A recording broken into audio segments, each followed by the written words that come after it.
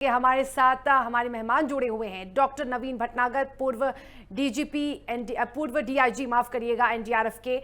Sir, आपका बहुत बहुत स्वागत है। और देखिए, बार बार एक ही तस्वीरें सामने आ रही हैं, बार बार वही चीजें रिपीट हो रही हैं। पहले मालवीय नगर में हमने देखा, फिर हमने लखनऊ में देखा और आज हमने देखा ममूरा में। 50 परिवारों की जान खतरे में थी। सर, क्यों नहीं कुछ ऐसे सख्त नियम लाए जाते हैं? क्यों बार बार वही घटना रिपीट होती है?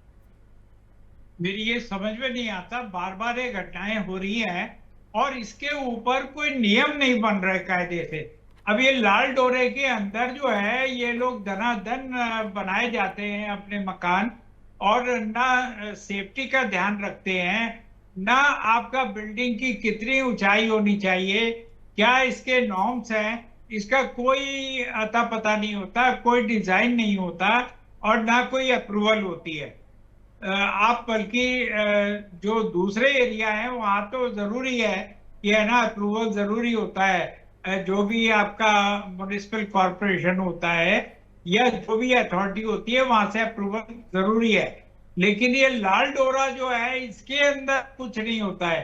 जैसे मर्जी लोग बनाते हैं, जैसे मर्जी उसमें काम करते हैं। अब यहाँ पर बताइए, ये इलेक्ट्रॉनिक जो इलेक्ट्रिकल चार्जिंग स्टेशन है जो ई रिक्शा को चार्ज करते हैं, वो जगह जगह बना रखे हैं। कई जगह आपके इंडस्ट्री चल रही है कपड़ों की, सिलाई की। कई जगह आपका जो है गैस फिलिंग का इन्होंने वो बना रखा है अपना अड्डा।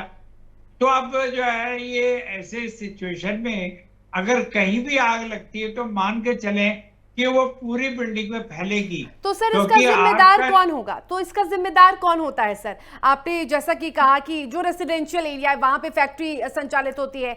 हमने देखा बिल्डिंग के नीचे ई रिक्शा जो ई वाहन होते हैं वो चार्ज किए जाते हैं, उससे भी घटनाएं होती हैं, उससे भी आग लग जाता है।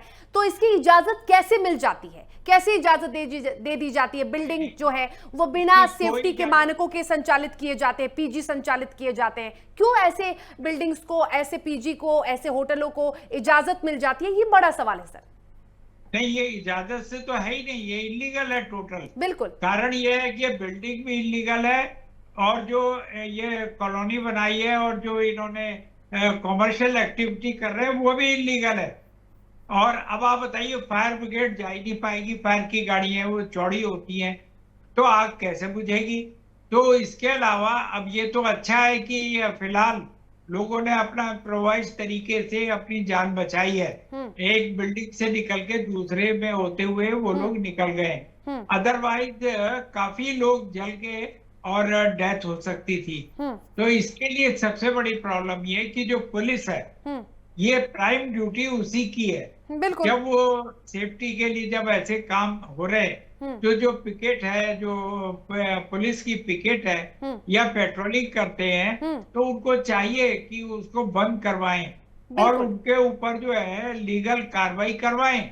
और सर, आपने कहा इलीगल है, तो सवाल यह है कि ये इलीगल बिल्डिंग्स कैसे बन जाती हैं? पुलिस को इसकी जानकारी तो होती है, पुलिस लगातार यहाँ पे पेट्रोलिंग करती है, यहाँ पे देखती है, घूमती है, निरीक्षण करती है। कैसे इलीगल बिल्डिंग्स बन जाते हैं? लोग वहां सालों साल रहते हैं, फिर कोई घटना होती है तब पता चलता है कि अरे ये तो बिना नियमों को ताक पे रख के इस बिल्डिंग का संचालन हो रहा था, इस होटल का संचालन हो रहा था। आप तो बिल्कुल सही सवाल कह रही हैं। ये तो मुख्यमंत्री जी से पूछना चाहिए या चीफ सेक्रेटरी से पूछना चाहिए या जो ऐसे अथॉरिटीज हैं जो इसको डील करते हैं, ये उनसे पूछना चाहिए कि ये कैसे बन जाती हैं। ये तो हर एक को पता है, इसमें बताने की जरूरत नहीं है। मैं आपके नेशनल चैनल पे बड़ी जिम्मेदारी से कहना चाहता हूं कि हर जगह ये कंप्रोमाइज होता है तभी बनती है। क्या दिखाई नहीं देता अथॉरिटीज को कि ये इलीगल कंस्ट्रक्शन हो रहे हैं, इसकी कोई अप्रूवल नहीं है, इसमें सेफ्टी नॉर्म्स का पालन नहीं किया जा रहा है? ये दिखाई नहीं दे रहा। जब हर एक को दिखाई दे रहा है तो इनको क्यों नहीं दिखाई दे रहा? ये मेरी समझ में नहीं आ रहा। ये कहाँ कंप्रोमाइज हो रहा है, ये भी मेरी समझ से परे है। बहरहाल अभी ये टाइम है जो अभी मुख्यमंत्री जी को, चीफ सेक्रेटरी को, फायर के चीफ को, इन सबको एक्टिव हो जाना चाहिए। अब कितने आदमियों की जान आप लेना चाहेंगे, मेरी समझ में नहीं आता। कितने लोग जो मरेंगे तब इनकी आंखें खुलेंगी। बड़े दुख की बात है। मैं आपको इस बारे में इस चैनल पे ज्यादा नहीं बता सकता, लेकिन इतना ही कह सकता हूँ कि अभी जो है सेफ्टी का टोटल, चाहे गांव हो चाहे लाल डोरा हो, हर जगह ध्यान रखना चाहिए। अभी ऑडिट करिए, और जहां पर इलीगल है आप गिरा दीजिए बिल्डिंग भाई। सर आप जब देखिए यूपी लखनऊ में में जो हुआ, जी कभी नहीं कर सकते, जी तो फिर कभी नहीं कर बिल्कुल। सकते। देखिए सर, लखनऊ में जो हुआ, लखनऊ के अलीगंज में जो कोचिंग में हुआ, आग लग गई, उसके बाद कितने बच्चों की जान चली गई। अब उस बिल्डिंग को गिराया जा रहा है। जो कार्रवाई अब हो रही है वो पहले क्यों नहीं हो सकती है? बिल्कुल। तो मैंने आपको पहले भी आपके चैनल पे और दूसरे चैनल पे ही बताया है कि ये जो अथॉरिटीज हैं वो कहीं कंप्रोमाइज कर जाती हैं। हम्म आप जो है ना जरा घर के आगे एक बोरिंग खोद के देखिए, हम्म तो आप देखिए कितनी सारी अथॉरिटियां इकट्ठी हो जाएंगी, हम्म सारे आ जाएंगे, भाई इलीगल है बंद करो, भाई इलीगल है, हम्म और कंप्रोमाइज करोगे तो वो लीगल हो जाएगा। हम्म तो मेरा कहने का मतलब है कि अभी सारी मशीनरीज को हम्म गियर अप करना चाहिए। और योगी जी के टाइम में अगर नहीं हो सकता, तो फिर कोई नहीं कर सकता। मैं आपको नेशनल चैनल पे बड़ी जिम्मेदारी से कह रहा हम्म हूँ, और मेरी तो करीब 35 साल से ज्यादा नौकरी हो गई भाई हम्म इसी डिपार्टमेंट्स के अंदर, ये सेफ्टी करते हुए और आपका डिजास्टर को करते हुए और ये देखते हुए। हम्म मैं ये महसूस कर रहा हूँ कि यहाँ पर जो है हमारा एडमिनिस्ट्रेशन फेल है। हम्म हमारे जो नेतागण हैं वो केवल वोट के लालच में लगे रहते हैं कि भाई वोट बैंक हमारा नाराज ना हो जाए। हम्म उस चक्कर में वो लोग जो है ज्यादा ये सख्ती नहीं पकड़ते। लेकिन योगी जी जो है वो इसकी परवाह नहीं करते, वो सख्ती पकड़ते ही हैं। तो मैं चाहूंगा एक बार फिर योगी जी से, वह शुरू कर दिया है उन्होंने, ऑर्डर हो गया है, ऑडिट्स वगैरह के पूरे यूपी में होगा।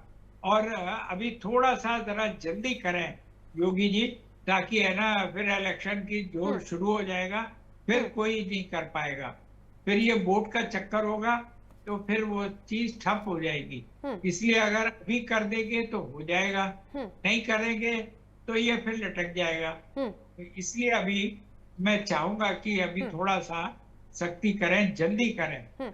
नवीन जी, सख्ती की हम बात करें तो हम जानना चाहेंगे कि इस पूरे मामले में फायर विभाग, पुलिस हो गई या फिर स्थानीय प्रशासन की जो जिम्मेदारी है वो कैसे तय होती है?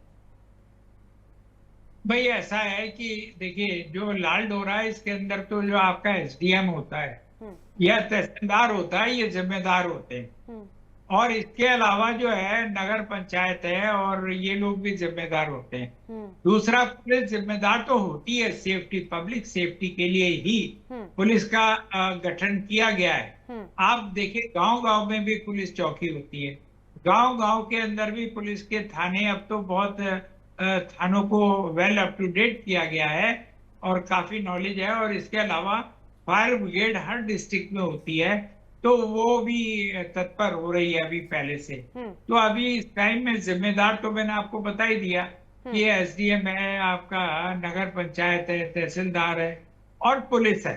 हम्म ये लोग तो डायरेक्ट जिम्मेदार हैं।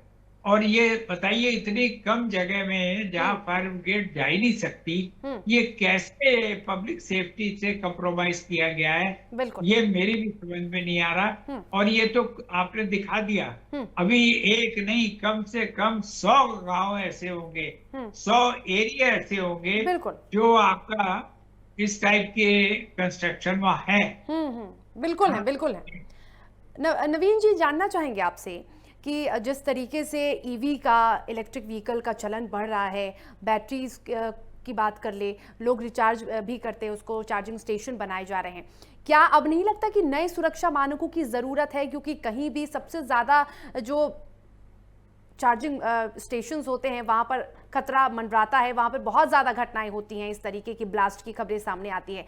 क्या नए सुरक्षा मानकों की ज़रूरत है? देखिए ऐसा है, हमारे हिंदुस्तान में एक बहुत गंदी हमारी आदत है, हम लोग पैसे के पीछे दौड़ते, कम पैसा, खर्चा ज्यादा ना हो जाए। मकान भी ऐसी गलियों में लेते हैं जहां अपना कम पैसे में, कम बजट में मकान मिलता है। बिजली चार्जिंग भी ऐसी जगह कराते हैं जहां पर कम पैसे में हो जाती है। या कई लोग तो यहाँ पर इस एरिया में चोरी की बिजली यूज करते हैं, हम्म। जो बहुत सस्ते में ये ऐसे स्टेशन के अंदर चार्जिंग हो जाती है। हम्म। इसके अलावा जो, जबकि गवर्नमेंट ने पेट्रोल पंप पे बनाए हैं चार्जिंग स्टेशन, अभी और गवर्नमेंट को चाहिए कि हर जो है आधा किलोमीटर या 1 किलोमीटर पे चार्जिंग स्टेशन बना दिए जाएं, क्योंकि अभी इलेक्ट्रिकल व्हीकल्स, स्कूटर्स और इनका चलन बहुत तेजी से बढ़ रहा है, हम्म। और अभी और बढ़ेगा। मैं आपको बता दूं, जो मोदी जी की पॉलिसी है बिल्कुल। और गडकरी जी की पॉलिसी है, बहुत ज्यादा अभी इलेक्ट्रिकल व्हीकल्स आपको देखने को बिल्कुल मिलेंगी। बढ़ेंगे। जी, तो इनके लिए बहुत जरूरी है कि चार्जिंग स्टेशन हाँ। जल्दी से जल्दी बना दिए जाएं, तभी ये चीजें रुक सकती हैं। जी, तो चार्जिंग स्टेशन क्या ऐसे इलाकों में बनाना सही रहेगा जहां पे घर है, जो रेसिडेंशियल इलाके हैं, और वहां पर अगर इस तरीके की घटना होती है तब तो सीधा आप बहुत सारे बड़ी संख्या में लोग इसके चपेट में आएंगे, क्योंकि वहां लोग रह रहे हैं, सोसाइटी बसी हुई है। क्या इसके लिए अलग नियम नहीं होना चाहिए, या फिर चार्जिंग स्टेशन उसके कुछ लिए ऐसी जगह पे बनाई जाए जहां पर जी, रेसिडेंशियल एरिया नहीं है, रेसिडेंशियल सोसाइटी नहीं है? बिल्कुल, इसके लिए नियम बनाए गए हैं गवर्नमेंट के, और गवर्नमेंट लाइसेंस दे रही है हर जगह, लेकिन गलियों में नहीं दे रही है। ऐसी गलियों में नहीं दे रही है जो जो इस टाइप के मकान जहाँ बने, यहाँ अलाउड नहीं है चार्जिंग। और इसके अलावा जनरली जो है आपको पेट्रोल पंप्स वगैरह पर चौड़े एरिया में यहाँ पर लाइसेंस बहुत दिए जा रहे हैं। अब लोग जाना नहीं चाहते, क्योंकि उसमें थोड़ा खर्चा होता है।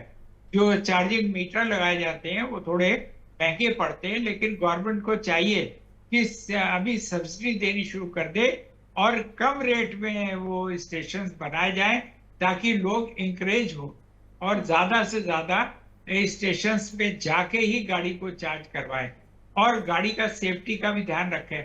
मैं आपको बड़ी जिम्मेदारी से बता रहा हूँ, इलेक्ट्रिकल गाड़ियों का ये चलन बढ़ रहा है, और इसमें एक्सीडेंट के चांसेस बहुत है, फायर बहुत लगेगी, बैटरियां बहुत फटेगी। और लेकिन अगर प्रॉपर तरीके से चार्ज किया जाए, प्रॉपर तरीके से चार्जिंग स्टेशन में जाया जाए, तो कोई सेफ्टी में कोई प्रॉब्लम नहीं है, हर चीज ठीक होगी। लेकिन ये गवर्नमेंट को आधा किलोमीटर पे 1 किलोमीटर पे बनाए देना चाहिए, और ज्यादा से ज्यादा बनाए, और इसके लिए और लिबरल लाइसेंस दें लोगों को, ताकि लोग ज्यादा से ज्यादा अपना, ये एम्प्लॉयमेंट भी तो जनरेट होता है इससे। गवर्नमेंट को ध्यान देना चाहिए, और खास तौर से मैं रिक्वेस्ट करूंगा मोदी जी से कि वो इसके ऊपर सारे काम के साथ साथ इसे भी प्रायोरिटी पे लें, और सारे मुख्यमंत्रियों को आदेश दें और सब्सिडी दिलवाएं, ताकि है ना लोग इंकरेज होके, और अनएम्प्लॉयमेंट भी दूर होगा, और ये जो सेफ्टी भी होगी। और ये चीज जो अभी हम देख रहे हैं, ये तो देखिए चांस की बात है, लोगों को मौका मिल गया तो वो लोग फट्टे डाल डाल के एक बिल्डिंग से दूसरे में जा रहे हैं और जान बचा रहे हैं। अदरवाइज जो है डेथ केस बहुत बढ़ जाते हैं, क्योंकि जब फायर बिगड़ती है, नीचे से ऊपर कार्बन मोनोऑक्साइड जाता है, तो आंखें, नाक, गला, फेफड़े सब चोक कर देता है, बिल्कुल, और आदमी बिल्कुल, बेहोश होकर गिर जाता है, बिल्कुल, और हीट वेव से जल जाता है। जी। बिल्कुल। तो ऐसे में भविष्य में इस तरह की घटनाओं की पुनरावृत्ति ना हो, ये घटनाएं बार बार ना हो, इसके लिए सरकार को क्या सख्त नियम लागू करने चाहिए जिसका धरातल पे पालन भी हो सके? बिल्कुल, इसके लिए जो है ऑडिट होना जरूरी है, और इस टाइप की खतरनाक बिल्डिंग जो है, वो जो इलीगल तरीके से बनी है, उनको डिमोलिश करना चाहिए, या जो सरकार समझती है जो उस एरिया के नियम है उनके तहत जो कार्रवाई होती है वो करना चाहिए। इसके अलावा लोगों को जागरूक करना चाहिए, लोगों को जो ट्रेनिंग देना चाहिए, खतरनाक एरिया में जो रह रहे हैं वहां उनको ट्रेनिंग होनी जरूरी है कि भाई इनकी तो ऐसे एक्सीडेंटल फायरिंग अगर होती है तो आपको क्या करना है, और इसमें दौड़ना नहीं है, इसके अंदर जो है लेट जाना है, अपने ऊपर मुंह के ऊपर कपड़ा बांध के, और लेट जाना है गीला करके अपने आप को, और क्रॉलिंग करते हुए निकल जाना है बच के अपने को। अच्छा, यहाँ आपने देखा होगा इस टाइप के जो बिल्डिंग्स हैं इसमें वन वे है, जैसे लखनऊ में था वन वे, हाँ, मतलब एस्केप नहीं है बिल्डिंग्स के अंदर। हम्म। अगर कोई निकलना चाहे एस्केप रूट नहीं है। बिल्कुल। तो ये एस्केप रूट के ऊपर भी ध्यान देना चाहिए। और इसके अलावा लोगों को अगर ट्रेनिंग देंगे तो कोई दिक्कत नहीं है, आग लगने दो, कोई बात नहीं। लेट के क्रॉलिंग करके अगर अपने ऊपर पानी डाल के निकलते हैं तो कोई प्रॉब्लम ही नहीं है, आराम से बच सकते हैं। बाल जलेंगे, स्किन जलेगी, लेकिन मरेंगे नहीं। और हिम्मत से लोगों को जो ट्रेनिंग देने के बाद हिम्मत आती है। बिल्कुल बिल्कुल। आपने, आपका अनुभव इस में बहुत ज़्यादा रहा है, आपने देखा है कई बार ऐसे अग्निकांड हुए। सबसे ज़्यादा आपको क्या लगता है जो लापरवाही होती है वो कहाँ होती है? लापरवाही होती है जो बिल्डिंग्स के अंदर बनाने के अंदर लापरवाही होती है। इलीगल लोग जो है इलेक्ट्रिक के कनेक्शन ले लेते हैं, एक एक कनेक्शन में मल्टीपल कनेक्शन ले लेते हैं। इसके अलावा बिजली की तारों में अपने अड़ंगे डाल डाल के वो उससे बिजली चोरी करते हैं। इसके अलावा जो बिजली वाले आते हैं चेकिंग करने वाले, उस टाइम वो हटा लेते हैं, बाद में फिर लगा लेते हैं। और इसके उससे अंदर उससे क्या बिजली खतरा हो विभाग सकता है? बिजली का जो, बिजली की जो आपने बात कही, उससे क्या मतलब उससे अग्निकांड का क्या संबंध है ना भाई, शॉर्ट सर्किट होता है। शॉर्ट ठीक सर्किट है। होने से अब जैसे यही केस है, बैटरी ब्लास्ट हुई बैटरी है ब्लास्ट ना, हुई। ये बहुत बड़ा कॉज है। और तेज हवा चलती है, जहां स्पार्क हुआ वो आग के चपेट में आके और बिल्डिंग आग पकड़ लेती है। मैक्सिमम बिल्डिंग जो है वो उसके अंदर गत्ता, लकड़ी, आपका पर्दे, ये सब ज्वलनशील होते हैं, ये लगे होते हैं। और फिर इस एरिया में तो काफी इंडस्ट्रीज है, कपड़े की भी है और ये गैस रिफिलिंग की भी है। बिल्कुल और बहुत सी ऐसी इंडस्ट्रीज हैं जो आग ज्वलनशील है। बिल्कुल। तो ये सब बंद होनी चाहिए। इनको आप गवर्नमेंट को चाहिए इनको कहीं अलग जगह दे दें ताकि ये भी कुछ कमाए खाएं और अपना सेफ्टी का भी ध्यान रखें। इसके ऊपर भी गवर्नमेंट को सब्सिडी रेट पर उनको इंडस्ट्री घरों में अलाउ ना करें, लाल डोरे में कैसे भी अलाउ ना करे कॉमर्शियल एक्टिविटी। ये मैं रिक्वेस्ट करूंगा गवर्नमेंट से। जी बिल्कुल। और ऐसे में क्या आपको ये भी लगता है कि जवाबदेही तय नहीं होती है, तो ये जो मामले हैं उसे बहुत ज्यादा गंभीरता से नहीं लिया जाता? अगर इन मामलों को में जवाबदेही तय होती तो शायद ये जो पुनरावृत्ति बार बार बार बार ये जो रिपीटेशन होता है वो शायद नहीं होगी। देखिए, सख्ती तो जरूरी है। मैंने आपको 3-4 डिपार्टमेंट के नाम लिए, अगर इनके ऊपर सख्ती की जाएगी तो बाकियों के लिए नजीर बन जाएगा और मैं समझता हूँ कि ये चीजें बंद हो जाएंगी।